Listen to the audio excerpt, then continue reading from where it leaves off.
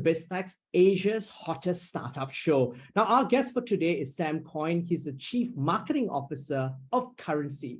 Currenxie is a financial technology company that offers business accounts, bank and card payments, as well as currency exchange for the borderless economy. Now, to tell us more about this, welcome to the show, Sam. Thank you very much, Brian. It's my pleasure to be here. Now, Sam, could you give us an overview of Currenxie's journey from when it started in 2014 to where it's today?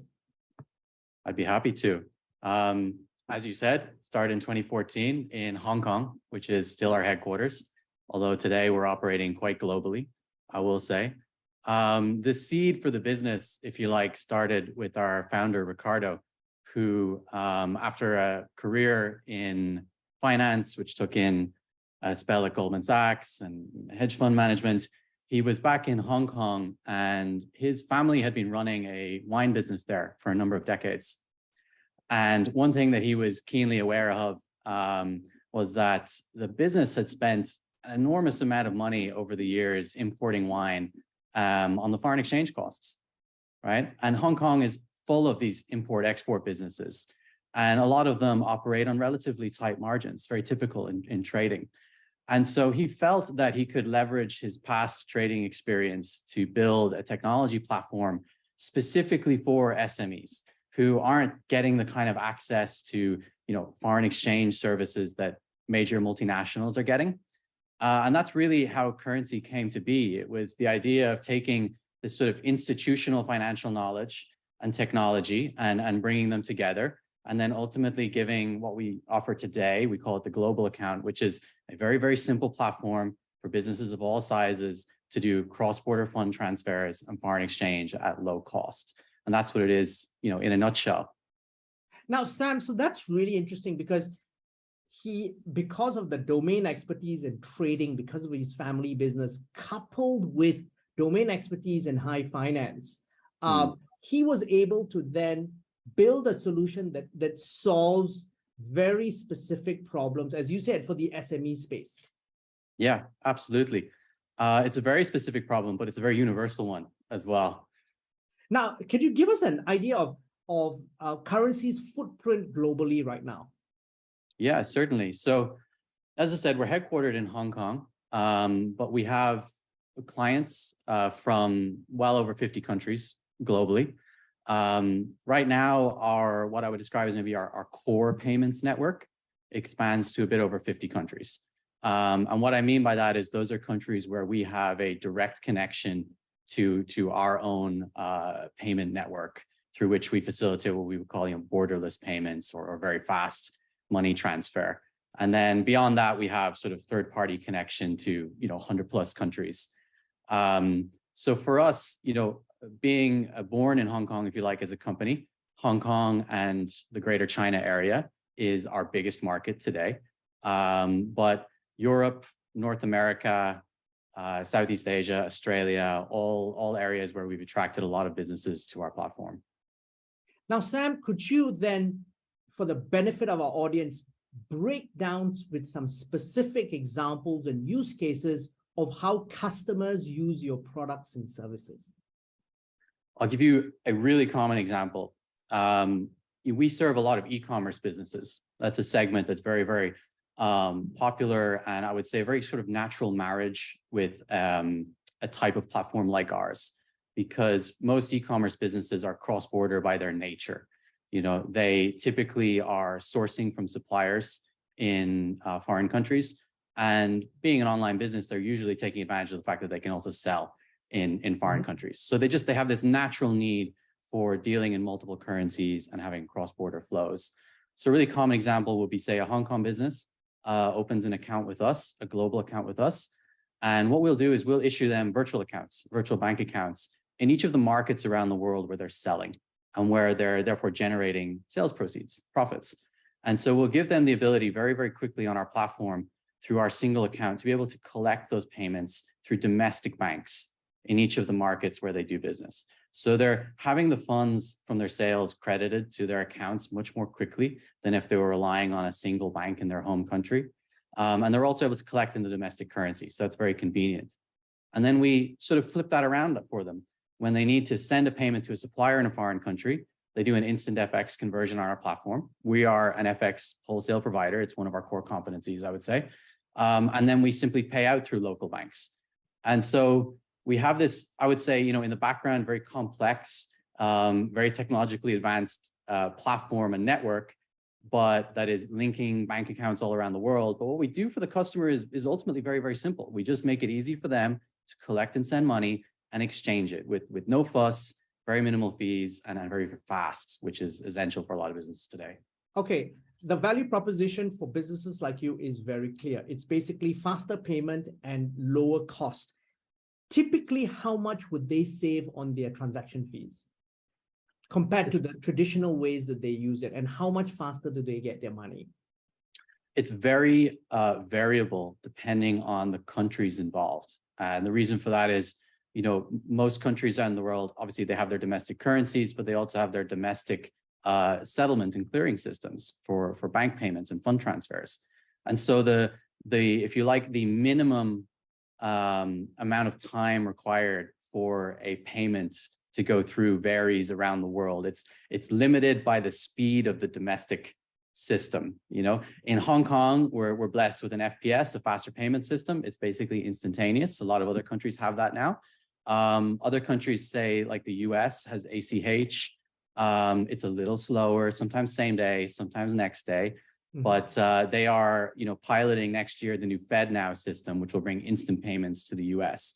So, for most of the payments we're doing, it's varying between 1 business day, potentially 2 business days, to instant. And it really depends on which country it's going from. In terms of savings, which you asked about, again, also a little bit variable depending on the payment flows. For an e-commerce business, we could be saving them anywhere from 2 to 5% on their major fund flows, which is quite a significant saving. Which is tremendous, in fact, because given the cost, as you said earlier in the interview, around margins, especially in e-commerce, which are slim because of the hyper competition, 2 to 5% is a very significant saving. It is. And most of that comes from the foreign exchange element. The speed is in the money transfer, but a lot of the saving comes from the foreign exchange because we're giving obviously an excellent rate, but we're also generally helping our clients to minimize the number of FX transactions that happen in their global payment flows. So that we're only converting between currencies when we need to, rather than sort of stacking multiple exchanges as it goes through a value chain. So those are by lowering the actual cost of the FX, but then the number of transactions, those are the 2 ways where we really see that significant saving. Now, Sam, you mentioned that e-commerce is really, a big chunk of your business. And you also mentioned that partnerships are really a way that you expand your reach.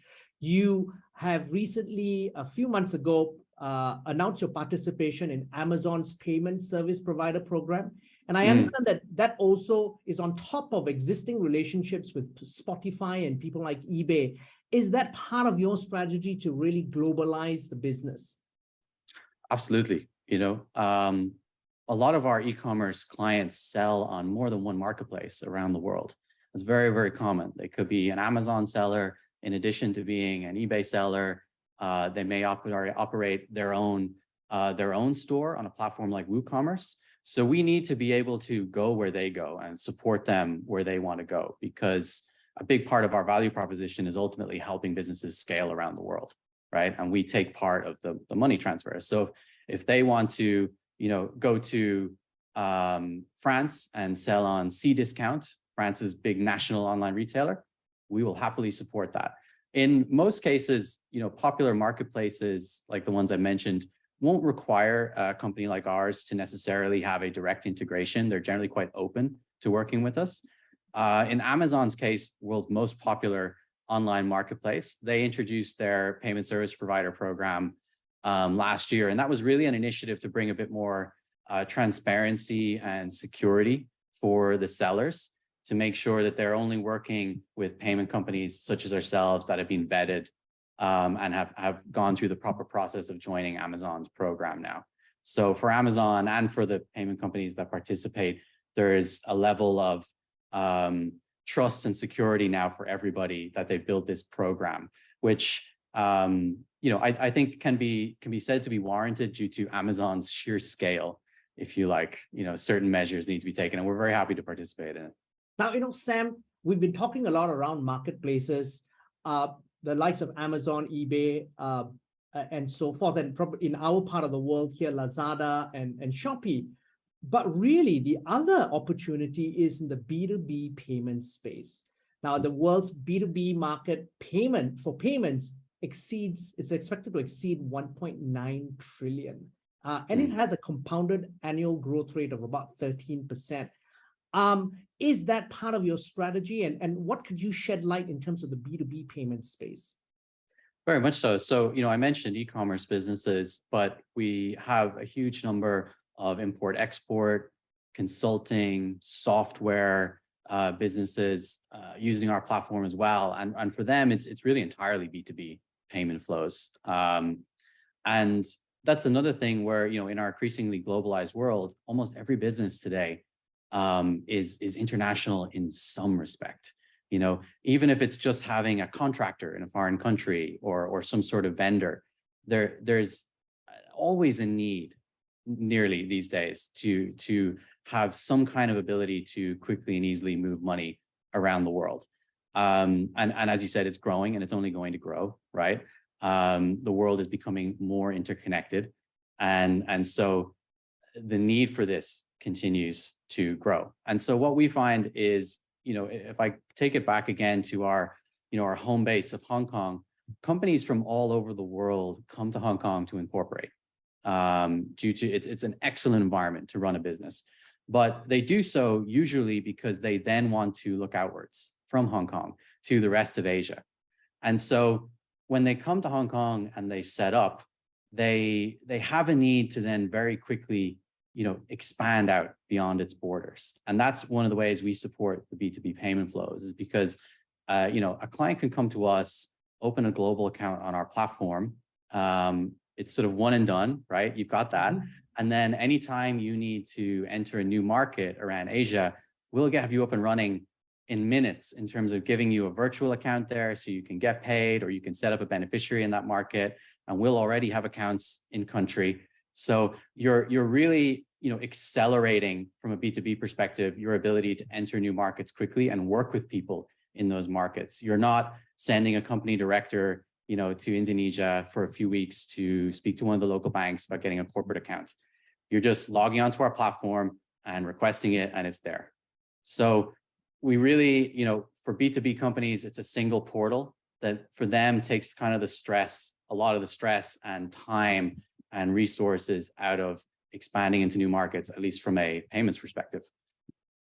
And Sam, just as you were explaining that, basically, I now know that we have a problem that's been solved by Currenxie. That's lovely to hear. That's lovely to hear. Well, you have my contact information. Yes, you've got, you'll be hearing from me. But Sam, over to Currenxie as a business itself. Basically, this business has grown from 2014 without any external funding, but you recently closed a $10 million Series A funding round led by a family office, BF Belmont, last year. Tell us about this and why your founders decided to go now to raise capital after all these years. Yeah, Currenxie took a very, I would say, organic approach to growth for the first 7 or so years. The focus was really on building the financial network, which there's no two ways about it. That involves a lot of flying around the world and a lot of meeting with major banks and, establishing any one of our integrations that we have with more than 24 banks around the world. That can be easily a 1 to 2 year project per bank, right? So that's a significant commitment of time and resources to do that. And then, in the background, our core technology stack was being built. So in the early days, the company was self-funded by the founder. And I said, took a very measured approach, growing the business organically, reinvesting. And then by 2017, we really had our core technology stack ready. And that's when the global account, which is our main platform as we know it today, was really officially released. And so we're completely vertically integrated because of that approach we took. We own all our IP, we own all our systems, all our technology. And then we had, a couple of years after that to get that in the market and scale and acquire clients and show, real revenue growth. And then the next step for us was to really expand our headcount and to acquire even more regulatory licenses in more jurisdictions and invest in more tech. And it was really at that point in 2020 that we felt, we're ready now to scale this business. We're ready to move. And that's when we started speaking to family offices. And as you said, BF Bellment was our main participant in that round. And, most of that funding went into expanding, as I said, our headcount. A lot of our groups have scaled up from compliance and operations to, of course, technology, which is hugely important. We have a lot of developers on staff. And it's also being put towards, as I said, expanding into some new markets that we're not present in yet and acquiring the licenses there. Regulatory licenses are capital intensive. And so you need to be well equipped for that. And also, Sam, then obviously one of the key things is this is a hot space that you're in, that the payment space that you're in. It's also an ultra competitive space. What are you doing then to stay ahead of the curve over the next 12 to 24 months? So for us, I think the future of the space that we're in, which, as you said, is competitive. And actually just this week, someone said to me a portmanteau of competition and partnership, which I can't remember right now. But I think that's an emerging trend as well, as there's a lot of friendly competition and increasing number of partnerships in the global payments space. We think the real value lies in being an infrastructure provider, in being a company that can provide not only the technology, but the network to actually facilitate cross-border payment flows. And because of our philosophy from day one, build it yourself, that's a capability that we absolutely have. Our network is our own, our platform is our own. And so now what we're doing is we're really turning to that sort of partnership model of opening up our infrastructure and our network to other companies that might want to use it to scale their own. And that's how we think we're going to really drive value from what we've created, in addition to, of course, continuing to serve and offer features to our SME clients. And essentially, Sam, you guys are picks and shovels guys. Yeah, that's fair. That's fair to say. Yeah, we have done a lot of the dirty work.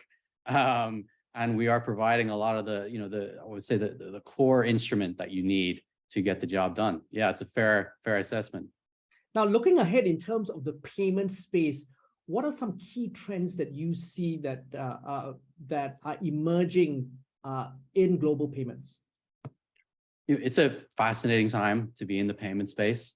All over the world, there are pilot projects, whether it's at central bank level with digital currencies, or down to private startups such as ourselves that are building new networks and new ways of connecting markets. It's quite challenging actually to pick any one. And I will, put my hand up and say that I'm not a perfect oracle. I have personal predictions as to where some of it may go. I think we are definitely going to see greater interoperability in the next few years between domestic systems. So things like in Southeast Asia, there's a lot of cooperation going on right now between Singapore, Indonesia, Malaysia, et cetera, to make instant payments available between the two countries, right? That's a big regulatory challenge, but it's also a big technical challenge, right? Systems that were not designed to speak to each other originally are now, leveraging API technology to communicate. And that's, I think, at a consumer level, very exciting. The idea that, you'll be able to move your money across those borders, whether for tourism or anything else, with a lot less friction. So I think from a consumer perspective, the next 5 years, we'll see some really significant advancements in that sense. And hopefully in Asia, we'll progressively move towards something like the SEPA system that Europe has, where, Asia is not going to be on a single currency, don't get me wrong. But hopefully at least the transfer of funds is going to become a lot more frictionless. So that brings also an interesting question that will emerge. If the countries can, and use a specific example of Malaysia, Indonesia, and Singapore, if they are able to get their act together and make money flows more seamless, they are going to disintermediate a whole lot of providers of payments right now as well. Yes and no. Yes, absolutely to an extent, but also there will still be intermediaries involved in that. The removal of friction is not necessarily the removal of participants, but just the enhancement of how it's being done, I suppose, to a certain extent. But yeah, you're absolutely right. There will be a certain amount of disruption. Anytime there's innovation, there's also disruption, and that is certainly part of it. Sam, it's been a fascinating conversation. I've really learned a lot. But before we leave, any final thoughts you'd like to leave the audience with? Well, I would say that, as I touched on already, I think partnerships is going to be a big focus in the payment space.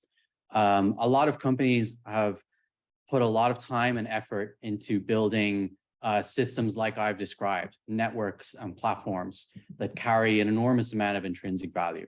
And now they're seeing that maybe they've reached a point where, in order to serve more customers and create more value as a whole, it's time to get together, to partner, to merge and mesh networks in friendly ways, so that perhaps a provider in Asia who has really deep expertise in the region, great interconnectivity, will work with a Western payment company to start to facilitate flows between the two networks. And so I think for business leaders, that represents a real opportunity. Watch out for that, because there will be opportunities in the near future to, as I said, continue to lower your costs, continue to lower transfer times, and ultimately make things just a lot easier and simpler for your financial department, I would say. Now, Sam, thank you very much for taking your time to be on the show. My pleasure, Brian. Thank you for having me.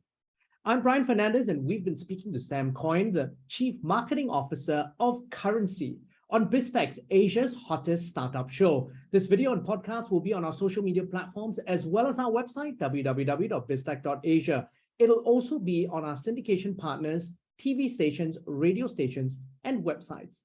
Thanks a lot for tuning in.